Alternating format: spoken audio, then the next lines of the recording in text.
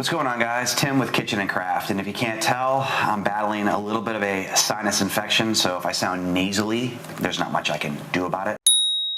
But it's not going to stop me from bringing you a weekly video. Last week's video focused on how to make a simple San Marzano tomato sauce. This video is going to build on that. We're going to make a sausage and fennel ragu, and the base is going to be, you guessed it, the San Marzano tomato sauce. Now we need a pasta to go with this ragu, right? I have the perfect one for it. It's one of these guys. Orecchiette, or little ears in Italian. Anyway, I love this pasta shape so much because it has a nice sort of cup shape to it, and it holds little bits of sauce, which is fantastic when you're making a meaty ragu. There's some texture on the other side of the pasta that can grab sauce as well. I have a quick story I'll share with you. A long time ago in a galaxy far, far away, no, I'm just kidding. A long time ago, I spent a summer in Italy, and the chef that I worked for had fresh orecchiette on the menu. And as part of my side work, I had to make a kilo of this almost every other day. That's a lot of rolling out pasta, man, a lot. So I got pretty good at it. And I use this recipe all the time here at home. Anyways, enough of me babbling. You want to see the recipe. Let's go. Okay, welcome to my tutorial on how to make fresh orecchiette with sausage and fennel ragu. Now, I'm not going to go into a ton of detail here on how to make this fresh pasta because I already have a video made about it, and you can check that out on my channel. I'll leave a link in the upper right. But you're going to make your pasta dough. You're going to cut about a third or a quarter of it off and roll it into a log like so. Once you finish that, cut that length of pasta into half-inch pieces. Now, those little nuggets are going to become orecchiette. You can use a knife or your thumb to form each individual pasta shape. Now, I kind of lean towards a knife because it saves my thumb a little bit, which can get pretty sore when you're rolling out a bunch of these guys. Now, the best way to store your orecchiette is to place them on a lightly floured sheet pan until we're ready to cook them off. Okay, now on to the sauce. The first step is to toast your fennel seeds. So place them in a saute pan over a low flame until slightly fragrant, and then reserve them. Add your sausage to a saucepan over medium heat and brown it until all of the sausage is cooked through.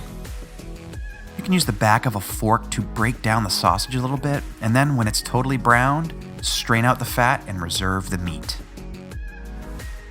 Add some extra virgin olive oil to that same sauce pot and then get it hot over a medium flame. Then drop in your minced garlic, the toasted fennel seed, and some freshly chopped oregano.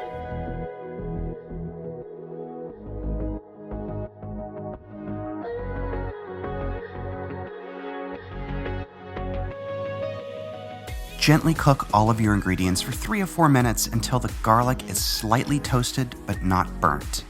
Now go back in with that sausage you browned off earlier and add your San Marzano tomato sauce.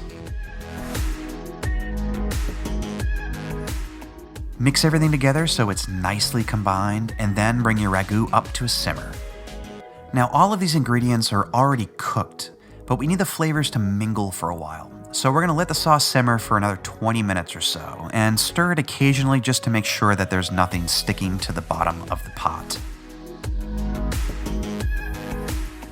While our ragu's just hanging out, fill a pot with some heavily salted water and bring it to a boil.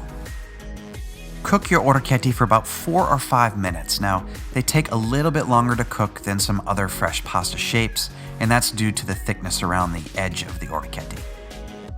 While your pasta's cooking, go ahead and add some of that yummy ragu to a warm saute pan, and it's always good to add some of that starchy, salty pasta water, which will help tighten up and season our sauce. When your orecchiette is ready, add it to the saute pan with your ragu and bring everything up to a simmer. Flip your pasta a few times in the saute pan to combine it with the sauce. Now, if you're not confident in the flip technique, just give it a quick stir. After a minute or 2 of simmering, your sauce will thicken up.